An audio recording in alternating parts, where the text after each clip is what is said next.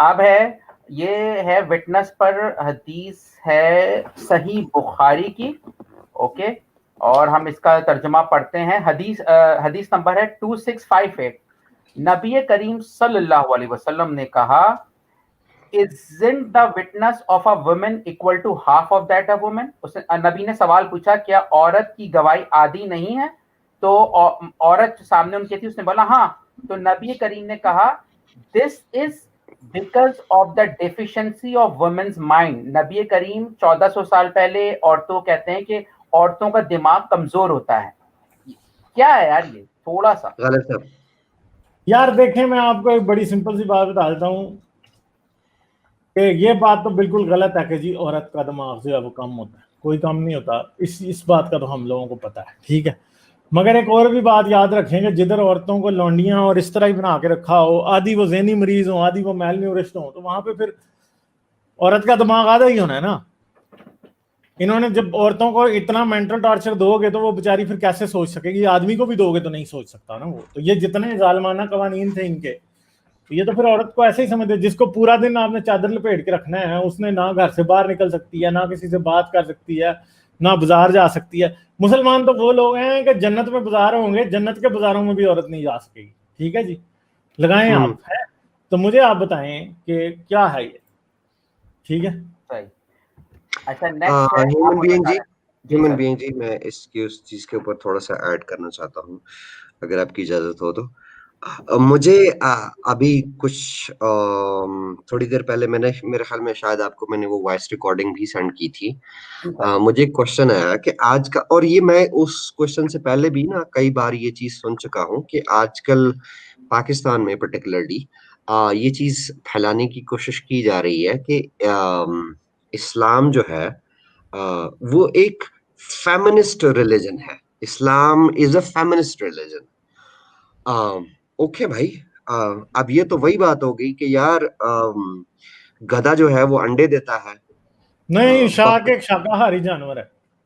हाँ हाँ हाँ, बकरी जो है वो मोहम्मद रफी की आवाज में गाने गाती है। भैंस जो है वो योगा करती है। गधा जो है वो चीता से ज्यादा दौड़ता है। तो फिर इस्लाम भी जो है वो फेमिनिस्ट रिलीजन है। सबसे पहली बात तो ये है कि ये चीज समझनी पड़ेगी फेमिनिज्म के बारे में कि what are the types of feminism. ज्यादा बात नहीं करूंगा सर, 2-4 मिनट लेने की इजाजत चाहूंगा।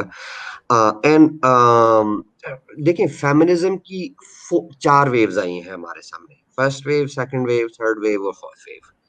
और टाइप्स ऑफ फेमिनिज्म में बहुत सारी उनको आप कैटेगराइज कर सकते हैं। उसमें लिबरल फेमिनिज्म है, रेडिकल फेमिनिज्म है, सोशलिस्ट फेमिनिज्म है, कल्चरल फेमिनिज्म है, इको फेमिनिज्म है। और उसके अलावा एक नई टर्म आजकल पिछले कोई 5-6 महीने से, बल्कि ज्यादा लंबे अरसे से सुन रहा हूँ, आई फेमिनिज्म के नाम से।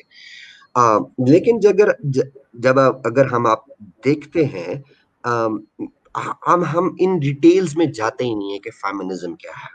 ठीक है, फेमिनिज्म की टाइप्स में भी नहीं जाते, फेमिनिज्म की वेव्स में भी नहीं जाते कि फर्स्ट वेव ने क्या दिलवाया, सेकंड वेव ने क्या दिलवाया। फर्स्ट वेव ने वोटिंग राइट्स दिलवाए थे, ठीक है। सेकंड वेव ने डिस्क्रिमिनेशन को जो है वो उस पे खत्म करने की कोशिश की थी। थर्ड वेव जो है उसने जो सेकंड वेव के अंदर जो कमियां थी, खामियां थी, उनको एलिमिनेट करने की कोशिश की थी। और फोर्थ वेव जो अब चल रही है, जो 2012 से शुरू हुई है, वो वुमेन एम्पावरमेंट की बात करती है। ठीक है, लेकिन अगर इस्लाम एक तरफ, दूसरी तरफ ये दावा हमारे सामने आता है कि इस्लाम एक फेमिनिस्ट रिलीजन है। सूरह निसा की आयत है 34, जिसमें इस बात का जवाब दिया गया है कि क्या इस्लाम एक फेमिनिस्ट रिलीजन है या नहीं है।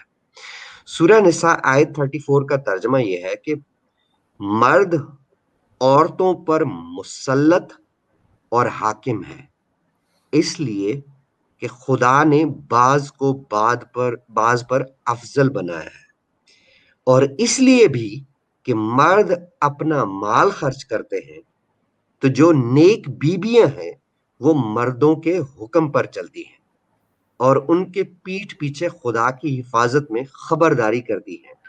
और जिन औरतों की निस्बत तुम्हें मालूम हो कि सरकशी की करने लगी हैं, तो उन्हें पहले ज़बानी समझाओ, अगर ना समझे तो उनके साथ सोना तर्क कर दो, और इस पर भी बाज ना आए तो जदो कोप करो, और अगर फर्माबरदार हो जाए तो फिर उनको इज़ा देने का कोई बहाना मत ढूंढो।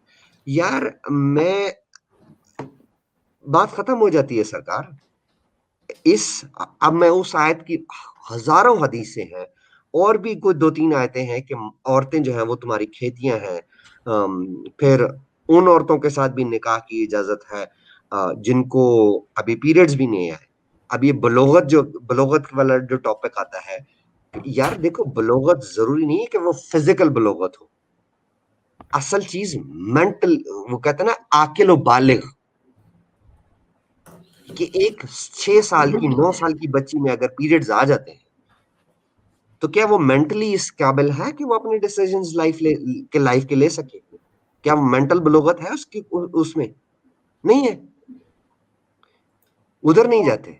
तो ये जो मेरे मॉडरेट मुस्लिम भाई इस्लाम को फेमिनिस्ट कहते हैं ना, तो प्लीज, मैं ज्यादा लंबी आयतें और ये फेमिनिज्म की डिटेल्स में भी नहीं जाता। पाटिल भाई, आपने जो मुझे एक वॉइस मैसेज भेजा था खातून का, उन्होंने उनका जवाब अगर चाहें तो मैं दे सकता हूँ। मैं आपसे इनपुट लूंगा। यही वाली वो वॉइस नोट थी जो मैंने आपको फॉरवर्ड की थी, जी जी। जिस पे मैं अभी बात कर रहा हूँ। तो उसमें मैंने शायद, पता नहीं मुझे गालिब को भेजी है कि नहीं भेजी, बट अब ये देखें कि इस्लाम को अब एक, यार यू कुड गधे पे लकीरें मार के बोलो कि यार ये ज़ेब्रा है। या दिस इज अनअंडरस्टैंडेबल, समझ ही नहीं आती है वाली बात। जैसे कि आप जब अपनी बात खत्म कर लें तो मैं इस पे कुछ बात करना चाहूंगा 2 मिनट के लिए। हेलो दोस्तों, मैं हूं एक्स मुस्लिम स्पार्टिकस और आप देख रहे हैं अपना यूट्यूब चैनल।